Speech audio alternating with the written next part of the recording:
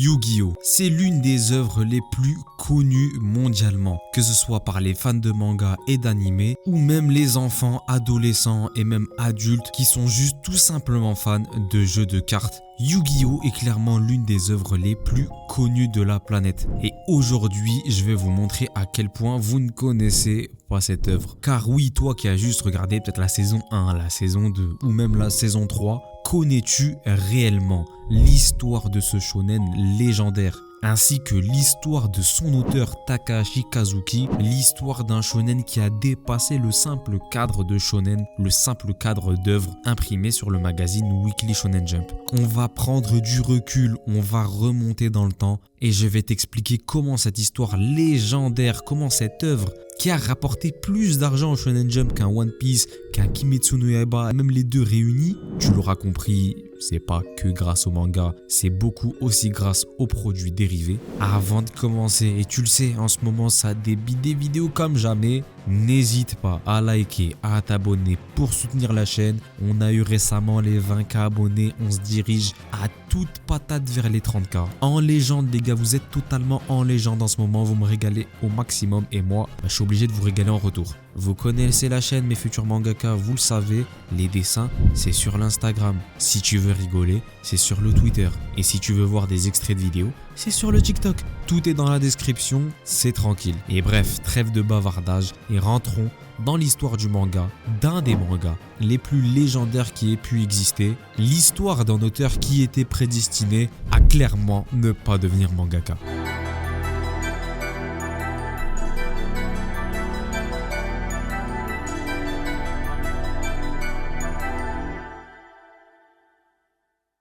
Pour comprendre l'histoire de Yu-Gi-Oh! Il faut comprendre l'histoire de son auteur Takahashi Kazuki. Rappelle-toi bien de ce prénom car il est central dans cette histoire. Tu l'auras compris, c'est l'auteur, le créateur de Yu-Gi-Oh! Mais avant ça, il faut comprendre un petit peu son parcours. Le Takahashi, il est né en 1961. Il kiffe comme jamais les films comme Ultraman et depuis tout petit, ce qu'il kiffe, c'est créer des monstres. La création de monstres le passionne depuis tout petit. Et pour créer des monstres, quand t'es petit, suffit pas juste de les créer dans ta tête. Il faut prendre un crayon, une feuille et dessiner tout ce que ton imagination a dans le crâne. Et c'est comme ça qu'il commence à dessiner. Petit, il crée des monstres par milliers. Et il révélera plus tard que les monstres qui sont dans Yu-Gi-Oh!, dans les cartes Yu-Gi-Oh!, sont quasiment tous inspirés de ces dessins qu'il faisait à l'époque. Grâce à sa volonté de vouloir créer des monstres et du coup à les dessiner, il rêva petit à petit de devenir dessinateur. Comme la plupart des gens qui regardent cette chaîne, si vous avez suivi la série Devenir Mangaka, je sais que vous êtes nombreux.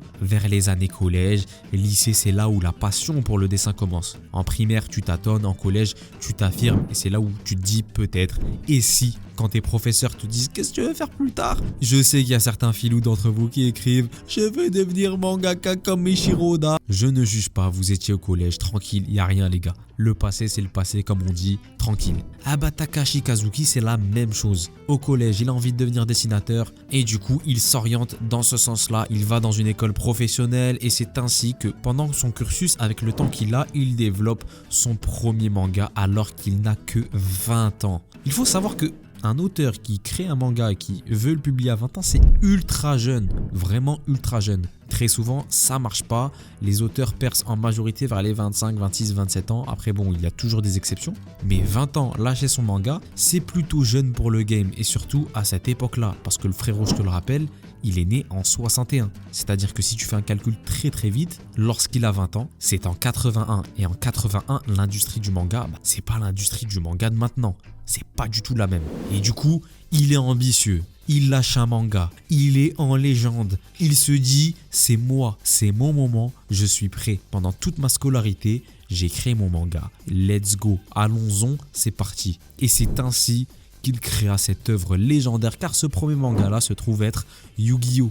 Et c'est totalement faux, pas du tout, fin du rêve. Le manga ne s'appelle pas du tout Yu-Gi-Oh! Je ne connais même pas le nom de cette œuvre là. Pourquoi je ne la connais pas? Car elle a clairement échoué, floppé, couler même, j'ai envie de dire. Et ça va clairement le dégoûter pendant plus de 10 ans. Fin du rêve, froidement. La légende que je t'ai dit qui arrivait à 20 ans, hyper jeune, l'élu de la prophétie, il n'en est rien. À 20 ans, il arrive, il montre son manga, ça marche pas, il n'arrive pas à le faire sérialiser. Et pendant une décennie, nada que chi. On est en 1981 à ce moment-là et ça le dégoûte. Il se dit merde, ça marche pas. Et la vie aussi fait son cours. À 20 ans, t'as besoin d'argent, t'as besoin de travailler. Tu peux pas juste passer ta vie à dessiner et espérer que ça passe et boire de l'eau et manger de l'eau toute la journée. Ça ne marche pas. Donc pendant 10 ans, il va clairement traverser une période de ce qu'on appelle plus communément dans le jargon local une période de Big Hess. Et ce n'est qu'en 1991 qu'il verra le bout du tunnel, car lui il continue à dessiner dans son temps libre, tu connais, pendant cette dizaine d'années, sans forcément envoyer ces œuvres là pour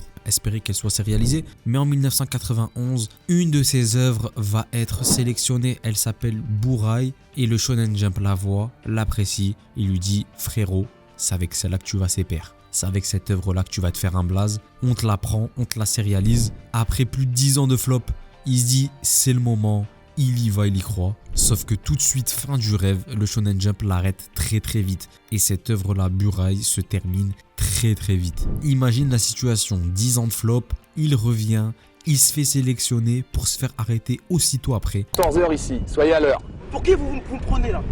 On se dit bonjour, je rigole, je dis bon. Non, vas-y, tranquille, vas-y, on va se parler là, vas-y. Vous êtes malade ou quoi là? Vous êtes malade. On a vie de malade, tout d'ailleurs, vous êtes malade. Je vous le dis, vous êtes malade.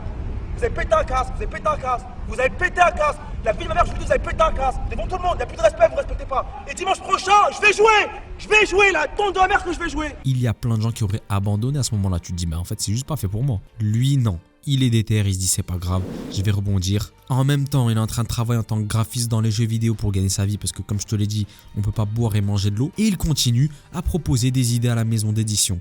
Le Shonen Jump à ce moment-là est en pierre, c'est-à-dire qu'il envoie je ne sais combien d'œuvres. Il se fait recal en rafale. Lui-même dira plus tard, je ne sais pas combien de fois je suis sorti de leurs locaux, les épaules tombantes, totalement déprimé. Tellement il a envoyé des œuvres, mais elles se sont toutes fait recaler. Il veut pas lâcher. Pendant un an, il charbonne comme never. Et un an plus tard, en 1992, il a l'idée qui va révolutionner sa vie, qui va devenir le succès mondial qu'on connaît tous. Il a l'idée de Yu-Gi-Oh! Qui à la base, et oui peut-être que tu ne le sais pas, à la base, Yu-Gi-Oh! Est tout sauf un manga de duel de monstres. Pas du tout. Yu-Gi-Oh! À la base, c'est tout sauf ça. À la base, Yu-Gi-Oh! C'est un manga de jeux, mais en général en fait, de jeux variés. Yugi Muto prend le puzzle du Millennium de son grand-père et une légende raconte que s'il arrive à le terminer, à le rassembler, il va pouvoir réaliser un de ses vœux les plus chers. Se faisant totalement maltraiter par les gens de son école, lui, il n'a qu'un unique but, c'est avoir des amis. Tu connais le synopsis de Shonen classique. C'est ça son objectif à la base. Il réussira à compléter le puzzle du Millennium et libérera un esprit qui va sommeiller en lui, l'esprit d'un Jnoun ancestral d'un ancien roi pharaon nommé Athènes. Mais à ce moment-là, on ne le sait pas. Et cet esprit-là qui sommeille en lui se réveillera à des moments où il se fera persécuter, entre grosses guillemets, et obligera aux harceleurs de Yugi à répondre de leurs actes dans plein de jeux divers et variés, tous plus horrifiques les uns que les autres. Donc tu vois bien qu'à la base, il n'y a pas d'histoire de cartes, de duel de monstres, de points de vie, de c'est l'heure du... Et le manga au début, il fait flipper, il a une dimension horrifique en fait. Il y a des gens qui finissent aveugles, il y en a d'autres qui se font quasiment bouffer par des vers géants qui sortent de lacs, d'autres qu'il va rendre totalement fous et séniles. C'est des jeux ultra explicites, assez horrifiques et qui n'ont rien à voir avec les duels de monstres que nous, que moi comme toi on peut connaître. Mais parmi ces jeux-là, il va y avoir un jeu qui va se démarquer, qui va surtout plaire aux lecteurs. C'est le jeu Duel Monster. C'est lorsque l'auteur va voir que ce jeu-là a eu beaucoup de succès et que les fans ont vraiment kiffé qu'il va centraliser son œuvre sur ce jeu-là. Et Yu-Gi-Oh! Va se transformer en manga où tu as un esprit vengeur qui va mettre les harceleurs du héros principal dans divers jeux, tous plus fous les uns que les autres, en manga où le héros va petit à petit se faire des amis et découvrir la vérité sur l'esprit qui sommeille en lui grâce à une succession de duels de cartes. Le thème de Yu-Gi-Oh! C'est l'amitié qui lie tous ces personnages, c'est une quête d'amitié. Le sacrifice de ses amis, le sacrifice de ses monstres, Qu'est-ce que tu es capable de faire pour sauver tes amis même dans certaines situations? La relation qu'a Yugi avec ses nouveaux amis, Joey Wheeler et toute la clique, et même la relation qu'il a avec Atem, l'esprit du pharaon qui sommeille en lui, c'est ça le vrai thème de Yu-Gi-Oh! Il est certes illustré, parsemé de mini-intrigues autour des duels de monstres avec Pegasus, les Marek, etc., etc. Mais le vrai sujet du Yu-Gi-Oh! C'est ça. C'est cette quête de l'amitié, celle qui te fait apprendre à connaître tes amis pour mieux les comprendre, mieux les cerner. C'est ça la vraie quête de Yu-Gi-Oh! L'auteur le dira même, Yu-Gi-Oh! Donne l'impression que le manga se base sur un simple jeu de cartes. Mais le cœur de l'histoire réside dans les personnages. Ils ont toutes une certaine fragilité, mais comme mon concept du puzzle du Millennium que j'ai créé, chacun représente une pièce essentielle de l'intrigue centrale. Car oui, au fur et à mesure de l'histoire, la quête de découvrir la mémoire, celle du pharaon qui sommeille à l'intérieur de Yugi, pour découvrir sa vraie histoire, son vrai passé, et pour le libérer de ses démons, va prendre le pas sur juste le simple combat de duel. Et cette amitié forte là qui va bien sûr inévitablement déboucher sur la séparation légendaire entre Atem et Yugi avec leur combat totalement légendaire à la fin de l'œuvre, un combat rempli de symbolique, celle de Yugi avec son premier ami, l'ami qu'il avait rêvé, qu'il avait souhaité lors de son vœu et qu'il avait eu au fond de lui, le pharaon Atem, et dans le cas inverse, Atem le roi pharaon qui ne s'était jamais attaché de la sorte avec un être humain, parce que quand tu es roi, tu le sais, surtout à l'époque des pharaons, c'est très difficile pour un roi de s'allier d'amitié, d'avoir une amitié aussi pure que celle qu'il a avec Yugi. Et du coup, de tisser cette relation-là jusqu'à la résolution et la découverte de son histoire dans l'intégralité, et du coup, ce qui amène inévitablement à leur séparation, ce combat-là est juste historique, all-time. C'est le combat le plus légendaire de Yu-Gi-Oh! Et ça te montre bien à quel point l'auteur a réussi à amener cette histoire-là, l'histoire d'une amitié en particulier, d'un sacrifice, jusqu'à son paroxysme. Et ce paroxysme-là, c'est ce combat-là dantesque. Dis-moi dans les commentaires ce que tu en as pensé, mais ce combat-là est juste historique. Yu-Gi-Oh! S'installe comme une œuvre légendaire, comme une œuvre planétaire grâce à son jeu de cartes qui a dépassé juste le stade de simple shonen.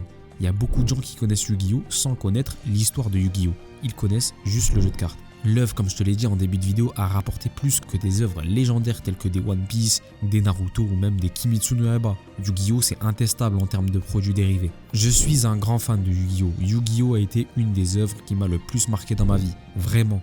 Ma première vidéo sur YouTube, pas sur cette chaîne-là, mais c'est un let's play de Yu-Gi-Oh! Tag Force en 2014 ou 2015, je sais plus. Mais bref, c'est clairement une œuvre qui me touche et j'étais obligé de vous faire une vidéo de la sorte pour vous expliquer le pourquoi du comment, l'histoire surtout de cet auteur, au-delà de juste m'attarder sur l'histoire de Yu-Gi-Oh! Mais l'histoire de cet auteur, Monsieur Takahashi Kazuki, pour avoir créé une œuvre qui m'a touché profondément. Parce que oui, le thème de l'amitié, c'est un thème ultra repris dans les shonen classiques qu'on connaît. Mais s'il y a bien une œuvre qui pour moi arrive à le matérialiser, arrive à le retranscrire de la meilleure des manières, c'est Yu-Gi-Oh!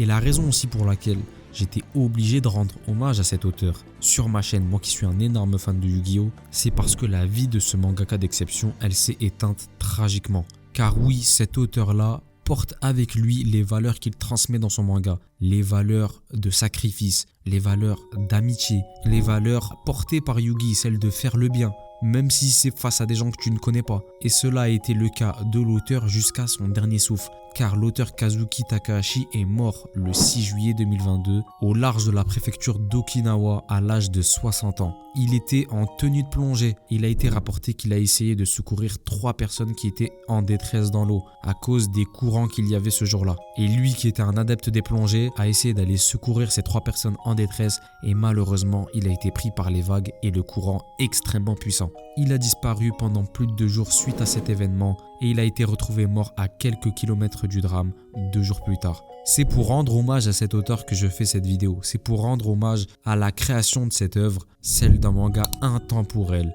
légendaire, qui a sa place dans les plus grands panthéons qui parlent de shonen et de manga. Pourquoi je vous parle de cet auteur-là? Parce que c'est un exemple de persévérance. Vous connaissez sur cette chaîne, vous le savez, il y a une série que je fais qui s'appelle Devenir mangaka. Et c'est une série qui parle de comment devenir mangaka, qui vous parle de narration, de dessin, d'édition même, mais qui n'a jamais abordé ce sujet-là, celui de la persévérance. Kazuki Takahashi est un exemple de persévérance. Pendant plus de 10 ans, il a continué dans l'ombre à écrire des œuvres en attendant son heure. Et même après ces 10 ans-là, après avoir encore une fois essuyé des refus, il n'a jamais lâché jusqu'à créer l'œuvre qui deviendra son œuvre la plus phare, Yu-Gi-Oh! Et c'est pour cela que je fais cette vidéo, pour rendre hommage à cet auteur et à sa persévérance légendaire qui moi personnellement m'a touché et m'a marqué. Et donc voilà les gars pour cette vidéo parlant de Yu-Gi-Oh! Et de l'histoire de Kazuki Takahashi, une histoire qui m'a tenu à cœur comme jamais. N'hésitez pas à me dire dans les commentaires ce que vous pensez de Yu-Gi-Oh! Comment vous avez découvert Yu-Gi-Oh! Comme je vous l'ai dit en début de vidéo, en ce moment il y a